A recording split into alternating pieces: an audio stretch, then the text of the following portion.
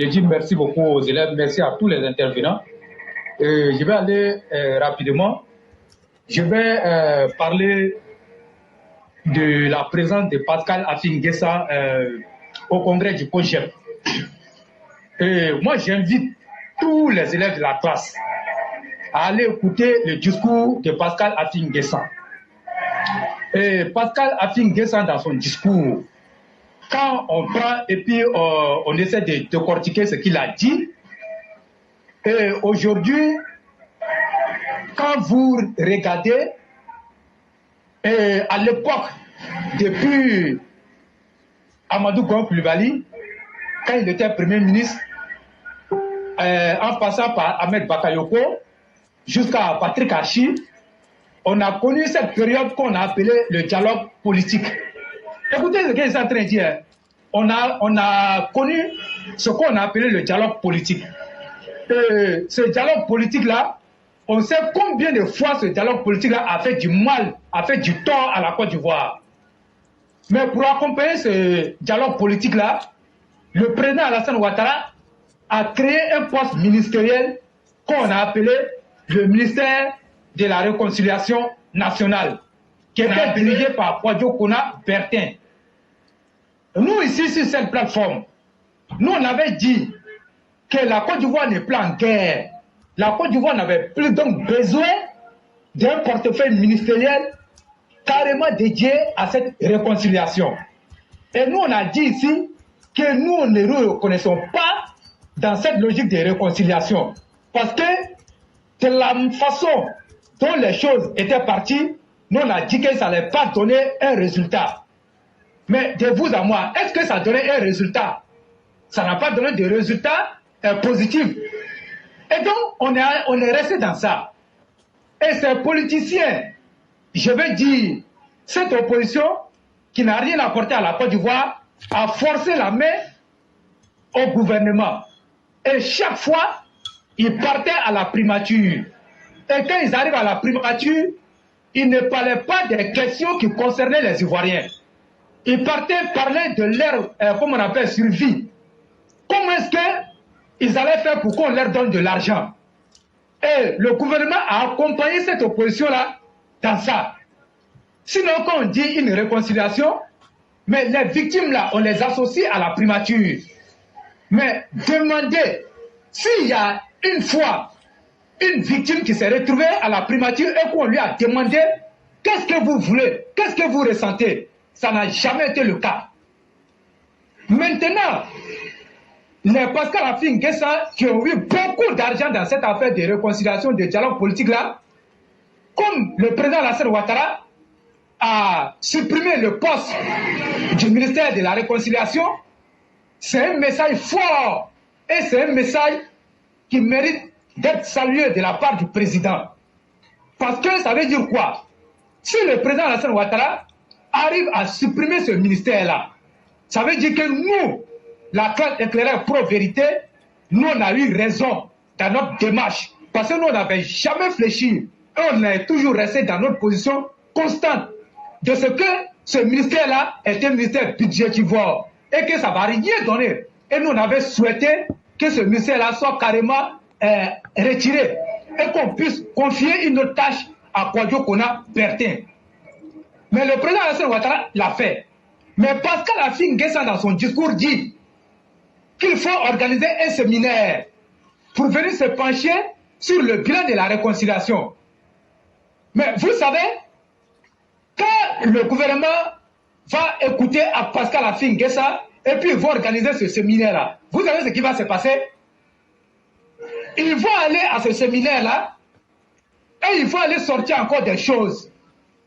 Ils vont aller s'asseoir pour dire il y a telle ou telle chose qui n'a pas été satisfaite. Et donc, on va organiser encore un dialogue politique à la primature avec Robert Begué-Mambé pour venir retarder encore les Ivoiriens. Et donc, comme ils n'ont plus d'argent, ils vont organiser ça et ils vont aller parler de tout, sauf les vraies questions des Ivoiriens. Maintenant, quand ils vont sortir là-bas, vous allez les voir avec le sourire très large. Ça veut dire quoi? Ils ont eu beaucoup d'argent là-bas. Mais nous, on dit que la Côte d'Ivoire n'a pas besoin de réconciliation. Ce dont la Côte d'Ivoire a besoin, c'est les infrastructures routières, c'est l'employabilité de la jeunesse, c'est les centres de santé, c'est les universités. Et le président Alassane Ouattara fait très bien ce travail-là. Mais pourquoi on va aller se mettre en cause d'une affaire qui va nous retarder?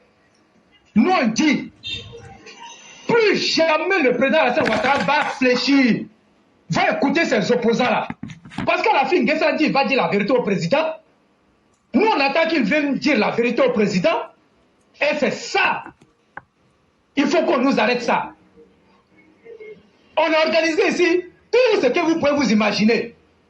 Mais est-ce que ça a permis aux gens de lancer des appels, ou bien ça a empêché les gens de lancer des appels à partir de leur page Facebook en 2020 pour faire tuer des Ivoiriens? Mais il y avait le ministère de la Réconciliation, il y avait ce dialogue politique-là. Pourquoi ces opposants-là n'ont pas dit à leurs cyberactivistes que nous sommes dans une période de réconciliation? Le président Alassane Ouattara a demandé qu'on se réconcilie, donc arrêtez les appels, comment on appelle, à la révolte de vos vidéos. Mais ça n'a pas été fait. Les mêmes opposants, quand ils sortent de la primature, l'argent qu'on leur donne, ils prennent cet argent-là, ils donnent, comment on appelle, à la force tranquille, ils donnent à Soleil de Paris, ils donnent ainsi le site, comment on appelle, à ces cyberactivistes-là, de faire des communications pour faire tuer les gens. Et c'est comme ça qu'on a vécu. On a bravé 2020. Malgré qu'ils ont appelé à tuer les gens. Est-ce que nous, on n'a pas... C'est quelle communication nous, on n'a pas fait ici? Et donc, ils vont aller prendre encore cet argent-là pour venir financer les cyberactivistes à l'effet de faire tuer encore des gens en 2025. Trop, ça n'est de trop. Nous disons que nous ne sommes pas d'accord avec ça. Et ceux qui vont se mettre dans cette posture-là, moi, je suis en train de parler au cas du RADP. Je parle au cas du RADP. Nous, on n'est plus prêts à subir ce que nous avons vécu ici dans ce pays. La Côte d'Ivoire est en marche. Allez-y traiter les questions au sein du parti. Quand vous vous trouvez entre vos cadres RADP, comment vous allez faire pour conserver le pouvoir? Comment vous allez faire pour aider le président Alassane Ouattara? C'est de ça que vous devez parler. Et non, allez-y écouter, partir à la fin de ça et venir créer encore des choses pour aller trouver de l'argent. Non, on dit non. On a vu ce qui s'est passé à Paris. On était en période de réconciliation. Nos frères ivoiriens, ils sont allés se frapper à Paris. Le sang a coulé. Pendant qu'on parle de réconciliation, est-ce que le ministère de la Réconciliation a fait un bon travail? Je dis non. Ça a été une perte de temps. Moi, j'assume mes propos. Ça a été une perte de temps pour nous. Les vraies questions étaient là. Donc, il est temps qu'on passe aux vraies questions. La conservation du pouvoir d'État par le RADP, et c'est ce qu'on doit faire. Maintenant, nos maires qui ont parlé aujourd'hui, moi, je n'avais plus voulu parler. Mais vous savez, le rappel, il est important. Tout ce que je viens de dire, c'est un rappel. Et ceux qui ont des oreilles pour entendre, en tout cas, ils ont le libre champ pour entendre. Ceux qui ne veulent pas écouter aussi et entendre aussi ce que nous sommes en train de dire, ils peuvent continuer. Nous, je dis que nous, militants RADP, vrais militants, qui avons, comment on appelle, qui se sont battus pour garder le navire, comme on appelle RADP, mais quand on veut récompenser les gens, on ne prend pas des gens qui ont appelé à tuer les Ivoiriens en 2020. Mais quand tu écoutais les vidéos de cette dame-là, mais tu n'en revenais pas. Mais aujourd'hui, là, c'est elle qui est mise en première ligne. C'est elle qui est mise en première ligne. Mais et vous voulez qu'on avale ça? On ne peut pas avaler ça. Et moi, je dis, tant que ça sera comme ça, nous on aura nos bouches pour parler et on va dénoncer ça. Ce n'est pas, comme on appelle, possible. Et ça, il faut le dire honnêtement. On a vu ici 88 morts, selon les chiffres qu'on nous a donnés. Mais il faut aller au-delà de ça. Il faut aller au-delà de ça. Ils ont applaudi Soro Guillaume ici. Que Soro Guillaume va venir lever Moussi Dramane. Qu'est-ce qu'on n'a pas entendu? Aujourd'hui, elle s'assoit et veut nous narguer. Mais moi, je ne l'accuse pas. C'est le ministre Adjumani Kobira, moi j'accuse. Il faut qu'on nous arrête ça. Elle ne mérite pas mieux que ceux qui ont travaillé pour que toi, Adjumani, tu sois aujourd'hui ministre d'État. Ton fait d'âme, c'est quoi? Tu as accepté le bureau RADP. Nous, on salue ton courage. Mais toi, tu n'es pas un super homme. Il faut qu'on te le dise ça ici sur cette plateforme. Tu n'es pas un super homme. Et tu ne peux pas prendre cela pour nous narguer ici. Et ça suffit. Moi, je lance un appel à tous les cadres qui se comportent comme Atoumani. Arrêtez-nous ça. Arrêtez-nous ça. Il faut nous arrêter. Et cette vidéo qu'elle a fait hier, moi, j'ai suivi. Mais, chers élèves de la classe, soyez fiers de votre combat. Nous, là, on ne va jamais se servir, comme on appelle, prendre notre plateforme pour aller régler les paroles de quelqu'un ici. Jamais. Nous restons constants dans notre démarche et nous sommes en train de mener le combat du président Alassane Ouattara. Nous sommes des extrémistes et nous sommes fiers d'être extrémistes. Ce sont les extrémistes là qui ont bravé les troncs d'armes en 2020 pour que le président Alassane Ouattara soit encore réélu comme président de la République. Pour que Adjumani soit aujourd'hui le président du conseil régional, pour que cette pute-là soit nommée comme on l'appelle, à la tête au conseil régional. Qu'on nous arrête. Qu'on nous arrête. On ne peut pas nous rappeler que le président Alassane Ouattara était au PDCI. Et tous ceux qui étaient au PDCI, ils ne sont pas partis d'un parti politique et un autre parti politique. Ils sont allés créer un parti politique, un nouveau parti politique. Ce ne sont pas des hirondelles politiques. Ce ne sont pas des hirondelles politiques. Et nous connaissons très bien l'histoire du RDR. Personne ne peut nous rappeler ça ici. Il faut qu'on nous arrête. J'en ai fini. Ok. Est-ce que vous pouvez mettre ça sur Nuyen? Ok. Mesdames et messieurs, ce que j'aimerais vous dire, je veux que vous écoutez très bien. Moi, là, je m'appelle éclaireur pro vérité. Ceux qui avaient préparé des chèques avec des milliards pour moi, là, gardez. Parce que moi, mon destin, là, je n'ai pas besoin de compter sur quelqu'un. Ce qui va m'arriver en bien comme en mal, là, Dieu l'aura déjà décidé. Mais je vais assumer ma responsabilité sur la terre. Que vous m'aimiez ou que vous me détestiez, vous allez savoir qu'il y a une femme qui a accouché un homme qui s'appelait éclaireur pro vérité. Et ce qu'il a dit là, c'est rentré et tout le monde a entendu. Vous avez entendu le discours d'Afinguessan. Je voulais aller doucement, mais je vais tout expliquer. Afinguessan dit que lui, il a fait un partenariat avec le RHDP. Quand on a critiqué, les gens n'ont pas compris. Aujourd'hui, le résultat en face de vous. Il dit, il va dire la vérité, il va dire les secs au président Ouattara. On dit les 4 vérités quand la personne est dans le faux. Donc, Afinguessan, tu savais que Alassane Ouattara n'est pas sur le chemin de la vérité et tu es allé en collaboration avec lui. Maintenant que tu t'es retrouvé dans ton marigot, maintenant que tu as retrouvé des appuis, tu veux revenir contre lui. Donc, il faut le peindre comme le diable avant de l'attaquer à nouveau avec votre coalition ethno-nationaliste, xénophobe d'épuration, qui est le FPI, PPACI, MGC, COGEP. Il n'y a pas de problème. Chers parents, qu'est-ce qui se passe? En 2020, là, les mêmes politiciens, là, ils ont demandé à Ahmed Bakayoko, il faut faire un dialogue politique. Il faut faire un dialogue politique, on va se réconcilier. Quand ils sont allés faire le dialogue politique, là, tout le monde a vu, ils ont signé. Moi-même, j'étais dans la salle là-bas. Mais après, là, est-ce que ça a réconcilié les Ivoiriens? Est-ce qu'il y a eu changement? Est-ce que pendant ce dialogue avec le Premier ministre Ahmed, ils sont sortis pour vous dire, voilà ce qu'on a fait pour les Ivoiriens. Mais ils sont allés discuter de leurs intérêts individuels sur le dos des Ivoiriens. C'est à croire que, tant que les politiciens ivoiriens n'ont pas créé de problème en Côte d'Ivoire, eux ne peuvent pas exister. Et donc, il faut toujours tuer la population. Il faut toujours mettre la population devant la mort et après maintenant dire au gouvernement, on veut venir discuter et ils vont prendre de l'argent et puis ils quittent. 2020, ils ont fait ça. Ça, c'était avec Ahmed Bakayoko. En 2021, dès qu'ils ont nommé Patrick Hachi, ils ont demandé encore dialogue politique. Ça s'est passé. Tout le monde a pu voir. Ça donnait quel résultat? 0. Est-ce qu'ils se sont réconciliés? 0. Ils reviennent encore en 2023. On vient de nommer Begré Mambé.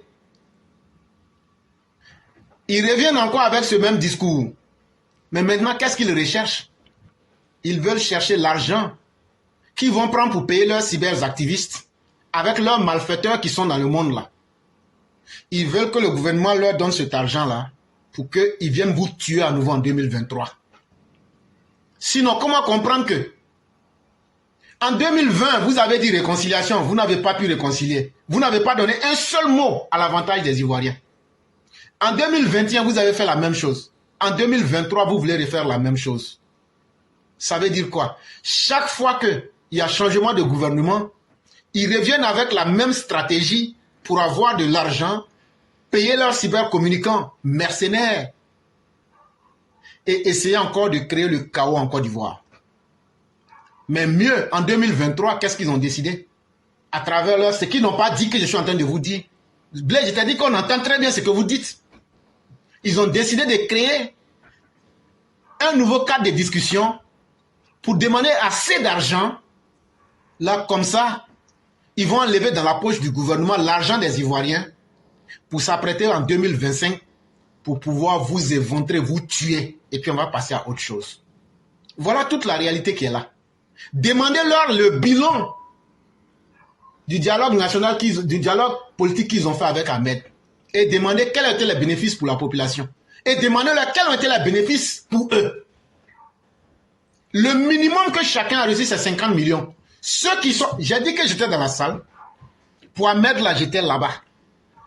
Avec ce qui s'est passé avec Patrick Hachi, là, j'étais plus que là-bas. J'étais plus que là-bas. Parce que tout s'est passé sur le bout de mes doigts. Et je ne parle pas dans le vide. Et donc si je sors pour vous dire cette vérité-là, celui qui dit qu'il n'a rien reçu parmi les politiciens, là, c'est 50 millions. Sinon, les mallettes étaient faites à hauteur de 100 millions, 200 millions. Et ils ont dit de ne pas dire à quelqu'un, de ne pas dire à leurs militants qu'ils ont reçu l'argent. Mais est-ce que vous avez entendu une parole pour dire ce qui fait qu'il n'y a pas de réconciliation en Côte d'Ivoire, là, c'est parce que eux, les politiciens, sont malhonnêtes vis-à-vis de la population. Est-ce qu'ils ont dit que quels sont les problèmes qui font que les Ivoiriens n'arrivent pas à se réconcilier? Est-ce qu'ils ont parlé de ça? Jamais. Ils sont allés parler de leurs propres intérêts. Comment on va faire pour avoir de l'argent? Et c'est ça ils veulent refaire. Prendre cet argent des Ivoiriens, l'argent des impôts que toi tu payes là, pour venir te tuer en 2025 à partir de 2024. Avec leurs cyberactivistes militants et désordonnés que vous voyez là. Voilà toute la vérité qui est là. Maintenant, si toi, Ivoirien, tu n'as pas pris conscience, une chose s'est passée une fois avec Ahmed Bakayoko, ça s'est passé avec le gouvernement Patrick Hachi. Ils veulent répéter la même chose. Combien de fois il te faut un conseil pour que tu comprennes qu'il faut mettre fin à cela? Les gens sont en train de jouer avec ta vie. Les opposants ivoiriens savent qu'ils sont improductifs. Ils savent que la réalité les dépasse. Et qu'est-ce qu'ils font? Ils vont jouer avec toi ta vie.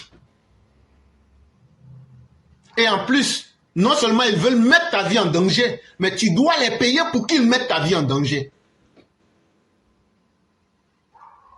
Et chers Ivoiriens, prenez conscience. Et aussi à nos dirigeants, arrêtez ce jeu malsain. Il n'y aura plus de dialogue politique. Il n'y aura plus de dialogue politique. Le président Ouattara est trop occupé par les travaux pour le bonheur des Ivoiriens. Et chers opposants, faites ce que vous avez envie de faire. C'est sur ce terrain-là qu'on vous attend maintenant. Et on va vous mater de la manière la plus violente. Sinon, on vous dit ça. On va vous mater violemment. Et moi-même, je serai sur le terrain. On vous a dit ça. Pendant les élections, j'étais là-bas. Soro-Guillaume, il faut attaquer. Tu vas voir qu'il y a des vrais garçons là. On va arrêter vidéo là, puis on va aller casser ta gueule au pays. Et puis on va revenir. C'est de cela qu'il est question. En Côte d'Ivoire, on s'est trop distrait. On a trop menti au peuple. Si vous ne voulez pas voir le chemin de la vérité, chers Ivoiriens, on va vous imposer ça d'une manière ou d'une autre. Parce qu'à un certain moment, trop, c'en est de trop. Et le peuple mérite de vivre dans sa dignité, dans la paix. Ce n'est pas parce qu'on est en Côte d'Ivoire qu'on doit être chaque fois inquiété. On doit être chaque fois en train de demander si demain, je vais être vivant. À un moment, il faut que nous mettions fin à cela de quelque manière que ce soit. Le roi du printemps, j'allais m'arrêter là en 1 ou 2 minutes, vous permettre de faire la conclusion. Je dis merci à tous ceux qui nous ont suivis, à tous ceux qui ont partagé. Donc, vous pouvez prendre. Ok, merci. Ouais, merci beaucoup. Donc, il est important de rappeler ça aux Ivoiriens. On ne va plus se laisser tromper. Et tellement qu'ils en avaient fait trop là. Le ministre Touré Mamadou était obligé de venir expliquer ça sur le plateau. Que ces opposants-là ne sont pas conséquents, que ce sont des opposants malhonnêtes. Rappelez ça aux Ivoiriens. Quand ils ont dégelé leur contrat, ils n'ont pas caché. C'est le ministre Mondou qui est venu dire ici, sur le plateau, que les gens disent non, qu'ils ne veulent pas que leurs militants sachent à cause de la pesanteur sociale, comme on appelle, de chez eux à la maison. Parce que si les gens savent qu'ils ont dégelé leurs comptes, ils sont foutus. Donc, vous voyez cette opposition-là. Donc aujourd'hui, là, c'est chaque gouvernement, comme on appelle, son dialogue politique. C'est fini. Les dialogues politiques, là, on n'en veut plus. C'est terminé comme ça. Allez-y, prenez l'argent que vous allez déposer là pour venir payer vos cyberactivistes et on va s'affronter. Donc, moi, je vais m'arrêter là et dire merci beaucoup aux gens. Et le cas de Soro, là, ne soyez pas pressés. Ne soyez pas pressés. Et c'est que moi aussi, je dis à notre gouvernement de fermer les frontières avec le Mali et le Burkina et d'arrêter de donner l'électricité aux Maliens là. Il faut qu'ils nous arrêtent ça. Sans le Mali, la Côte d'Ivoire restera la Côte d'Ivoire. Notre économie ne va même pas fléchir même. Parce que notre économie est solide. Donc nous, on s'en fout des Maliens. Et nous sommes rentrés en temps de chaleur. Il ne faut pas ils vont donner le courant là-bas et puis nous, on va sentir ça ici dans nos foyers. Hein. Parce que s'il y a eu coupure de courant ici, nous on va demander des comptes au gouvernement. On va demander des comptes à la CEI. Donc nous on ne fait pas ça. Il faut couper le courant à ces Maliens-là. Donc Soro Guillaume va leur donner de l'électricité. Soro Guillaume va leur donner à manger. Mais nous là, il faut arrêter. Et je profite éclairé pour dire merci beaucoup à notre père Kalilou Koulibaly que j'ai suivi avec vraiment attention sur NCI 360 hier. Et il n'a pas trahi sa posture et les tests qu'il nous produit ici, que toi tu essaies de lire ici chaque jour. Et franchement, il faut lui dire merci. Et à M. Tao aussi, moi je les ai écoutés. Et ceux qui disent de pardonner à Soro Guillaume, ils n'ont qu'à se constituer et puis aller derrière Soro Guillaume. Sinon, ce n'est pas derrière Ouattara qu'ils vont aller. Soro Guillaume, on ne peut plus le récupérer. Il a décidé d'aller seul. Donc, on va le combattre jusqu'à dans son dernier retranchement. Soro Guillaume n'adopte pas une posture de pardon. Et ce pardon-là dont vous êtes en train de parler, est-ce que c'est le président Alassane Ouattara qui va lui pardonner? C'est la justice qui l'a condamné. Okay. Mais vous parlez... Okay. Si on parle à mon temps de travail est déjà piégé. Éclairé, bonne soirée à chacun. Demain, on va revenir. Il n'y a pas de voilà. Donc demain, on va revenir. Chers élèves à la classe, on est ensemble. Merci beaucoup. Vraiment, merci infiniment. Merci à vous-même. Et excellente soirée à vous-même. Merci. Okay. Et à ceux qui demandent au président de pardonner à Soro Guillaume, il n'y a pas de problème. Prenez vous-même la qui aime pardon là. Allez dire à Soro Guillaume ce que tu as fait au président Ouattara là. Fais-nous la même chose. Et puis vous-même là, pardonnez Soro Guillaume. Quand vous allez finir de faire ça là, venez dire au président Ouattara la même chose que Soro t'a fait là. Nous-mêmes, on est parti, nous a fait ça, et on lui a pardonné, donc on te demande de pardonner. Sinon, on ne pardonne pas ici. Voilà. Et donc, mesdames et messieurs, excellente soirée à chacun et à chacune, et que nous demeurions dans la grâce divine. Merci et excellente soirée.